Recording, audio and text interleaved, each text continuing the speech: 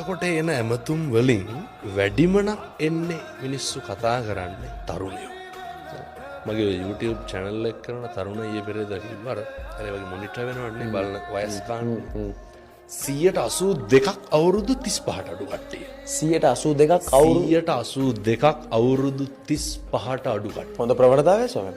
හොඳ ප්‍රවණතාවය. අපි හිතන් හිටියේ මීට අවුරුදු ගානකට කලින් අවුරුදු 50 60 පෙන්නට පස්සේ තමයි ධර්මය මතක් වෙන්නේ කියලා. අවුරුදු 60 පැනපු කිසි කෙනෙක් බණ අහලා නැහැ. තරුණයෝ බණ අහන්නේ ආතල් එකට නෙමෙයි. හැදෙන්න එමය. හැදෙන්න. තරුණයෝ වාහනේ යනකොට නිකන් බණ දාගෙන යන්න ඇහුවොත් මම අහන්නේ. දුර්වලයි, අඩුපාඩු බහුලයි, හදිස්සි කෝප ගොඩයි, විශ්වාසය කැඩීම් ගොඩයි. හැබැයි ධර්මය ඇහෙද්දී මම නිවෙනවා. හැදෙනවා.